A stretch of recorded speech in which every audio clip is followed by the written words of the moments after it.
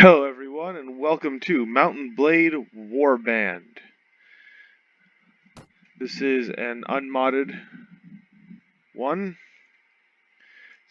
Welcome adventurer to Mount&Blade Warband. Before beginning the game, you must create your character. Remember that in the traditional medieval society depicted in the game, war and politics are usually dominated by male members of nobility. That does not, however, mean that you should not choose to play as a female character or one who is not of noble birth. Male nobles may have a somewhat easier start, but women and commoners can attain all of the same goals, and in fact may have a much more interesting, if more challenging, early game.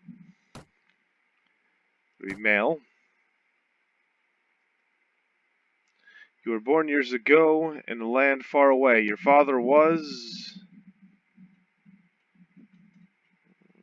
In reality, my dad was a veteran warrior, so we're going to go with that.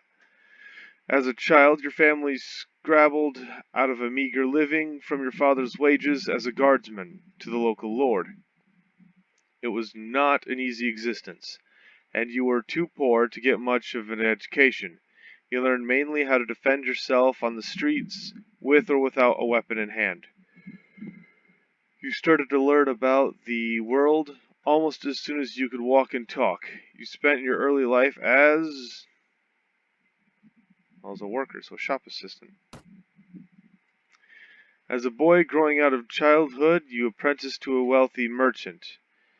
Picking up the trade over years of working shops and driving caravans, you soon became adept at the art of buying low, selling high, and leaving the customer thinking they'd got the better deal. Then, as a young adult, life changed as it always does. You became a game poacher, because boredom, I guess. Though the distinction felt sudden to you, somewhere along the way, you had become a man, and the whole world seemed to change around you.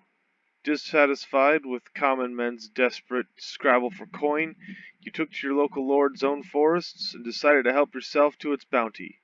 Laws be damned. You hunted stags, boars, and geese, and sold the precious meat under the table. You cut down trees right under the watchmen's noses and turned them into firewood that warmed many freezing homes during winter. All for a few silvers, of course. But soon everything changed, and you decided to strike out on your own as an adventurer. What made you take this decision was being forced out because I got caught. Only you know exactly what caused you to give up your old life and become an adventurer. However, you know you cannot go back. There's nothing to go back to. Whatever home you may have had is gone now.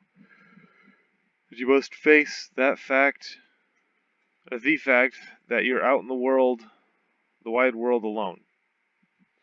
To sink or swim. Become an adventurer and ride to your destiny. Realistic, no quitting without saving. Enter my name. That's easy. Moronicus. That'll work. I'm going to try to get a bit smarter. Trade. Entry level of this reduces, or every level of this skill reduces your trade penalty by 5%. So now I pay 15% less and get 15% more. Let's see, 5%, or I can command 5 more people, and I don't have to pay them as much. That'll be nice. I don't take prisoners because I don't feel like selling or ransoming them. Engineer, first aid. Heroes gain 5% health per level. Lost during mission. That might be useful. Surgery. Each point to this skill gives a 4% chance that a mortally struck party member will be wounded, knocked out, rather than killed. Absolutely. Power draw. Iron Flesh. Power draw allows me to use better bows. Iron Flesh just adds to my health, so I can't die as quickly, because dying sucks. The rule for this is if I do get captured, that is a death. Because I'm not a noble. I'm just some guy. They would not take me for ransom until I escape or get paid off. Because, look at me. Do I look like a noble? An old fur coat, hunting bow, and probably a chipped battle axe?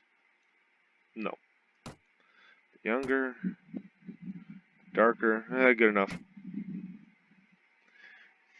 SWAT, let's see.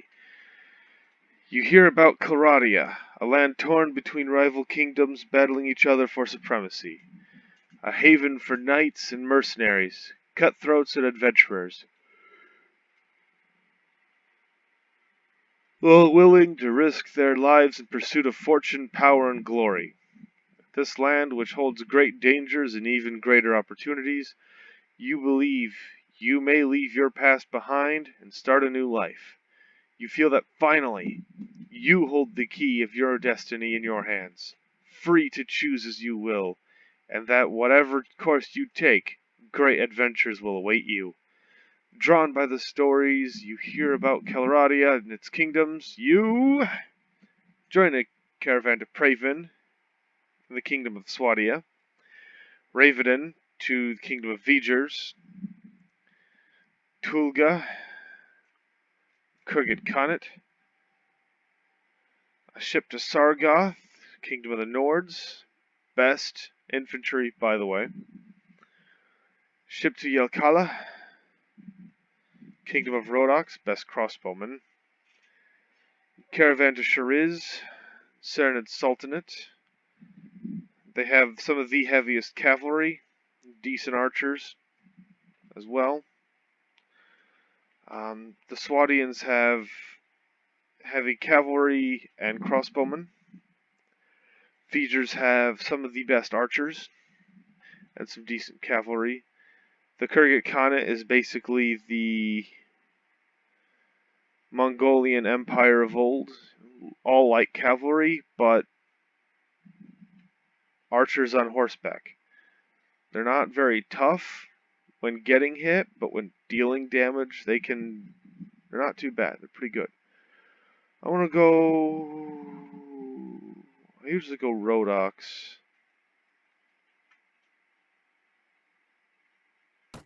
Nords. You took passage with a trading longship, carrying Gerfalcons from the furthest reaches of the north to be bartered for linen and wool.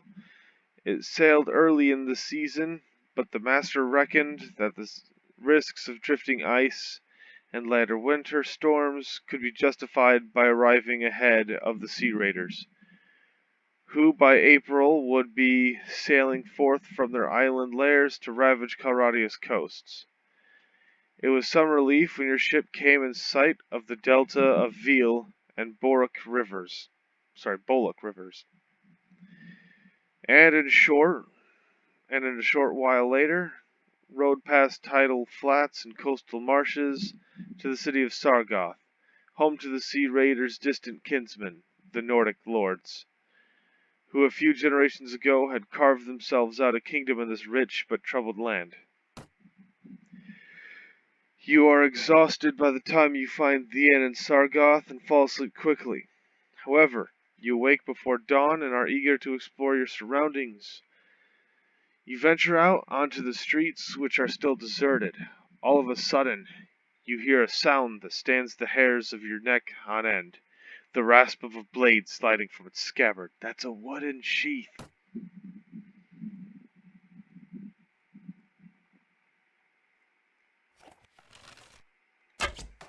Shield. Knee. He used to be a robber like me, then he took a few arrows to the knee. 4 arrows to the knee. Poor guy. I guess he shouldn't have done that, huh?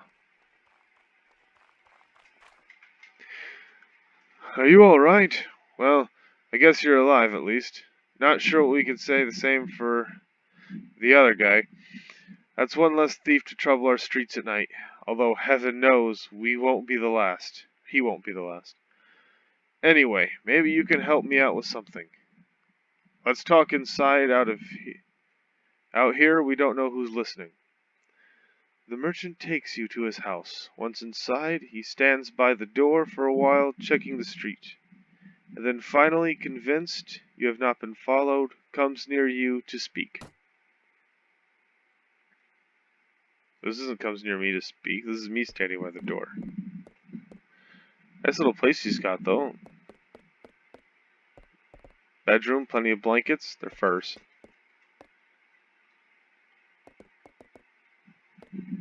I can't take anything.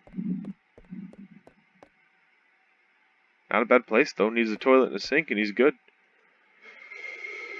And a computer. Now let me explain my proposition. We've always had brigands in the hills. I can't read it because right in here is a record bar. Driven to thievery, war, debt, I'm guessing. Or love of violence. Recently, however, they've been getting bolder, leaving their camps in the wilds and venturing into town, looking for unwary prey. The watch commander tells us it's because of all the fighting on the frontiers. Fewer men to keep an eye on the streets, but I'm not sure what to make of that. It seems to me that the most logical explanation is that these bandits have an ally inside the walls, who helps them enter unnoticed and helps them identify particularly tempting targets. Last week, you see, they took my brother. Yeah, you ever look at these cities? There's like 300 soldiers guarding the place. There's no excuse for them getting in. I don't know what my brother was thinking. He's from a prominent house, out alone after dark, in times of war. Well, I suppose you were too, but you're a stranger here, and didn't know how bad things have become. He had no such excuse. But he's family, so what can you do? If you don't protect your kin, then people will start thinking that you can't protect your investments either. And I can't have that. No doubt the gang will soon send word about a ransom, but I don't care to pay it. He doesn't care about his brother, he just doesn't want to lose his business. So here's my proposition. You look like you've gotten some experience with a blade, and more importantly, you seem like you have a bit of fire in your belly. Or you wouldn't be coming to Calradia to seek your fortune. So here's what I'm asking you to do. Gather a small party, track down these bandits to their lair, teach them a lesson they won't forget, and get my brother back safe. In return, you'll earn my lasting gratitude and a bit of silver. What do you say? A bit of silver, you say? I'm in. You won't be able to do this by yourself, though. Go and take on a whole gang of single-handedly. The hunter would become the hunted, I'll warrant.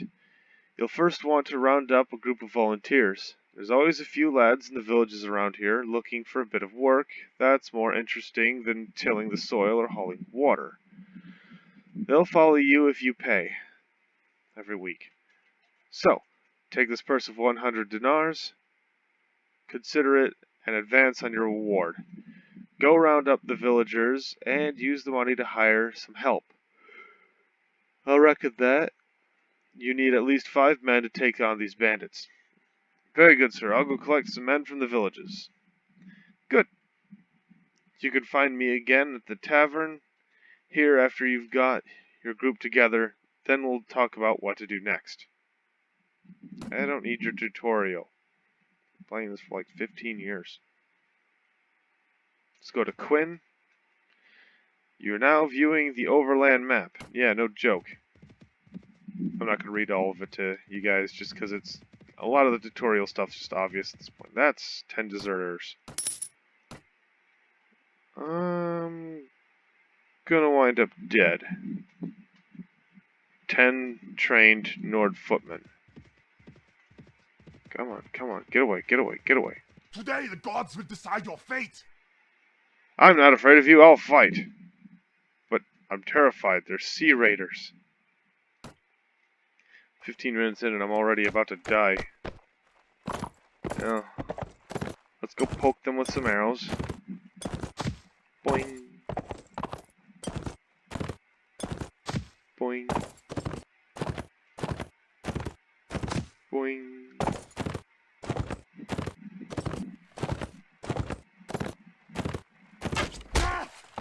Yeah, I ran him over.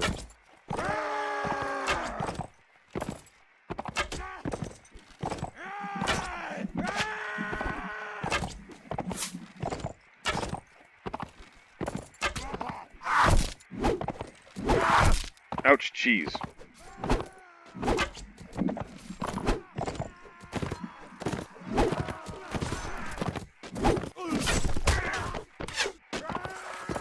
Okay, the bow's not doing enough. Axe it is.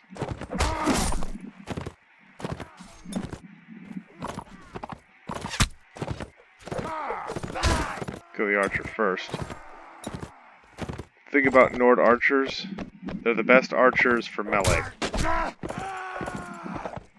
know that sounds odd, but you'd be surprised how often that comes in handy.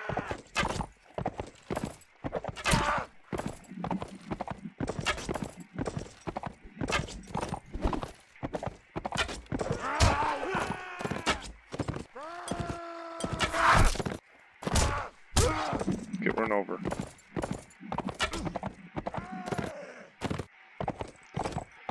And all 4 of my men are wounded. Not one of theirs is wounded or dead.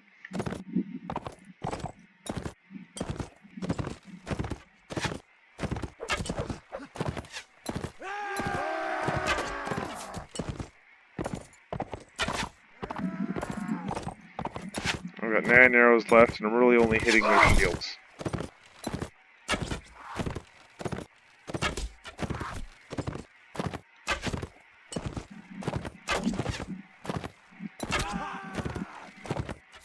But every time I hit a shield, I damage the shield.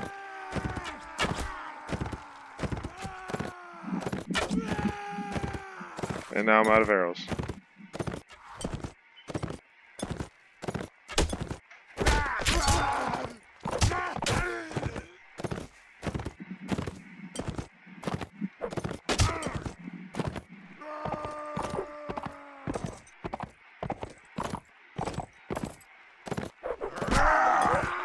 And I'm dead.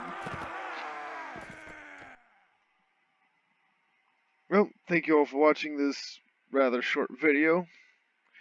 I hope you enjoyed watching me die within 20 minutes. Like, comment, subscribe. Please don't make me go back to the Nordlands anytime soon. And have fun today.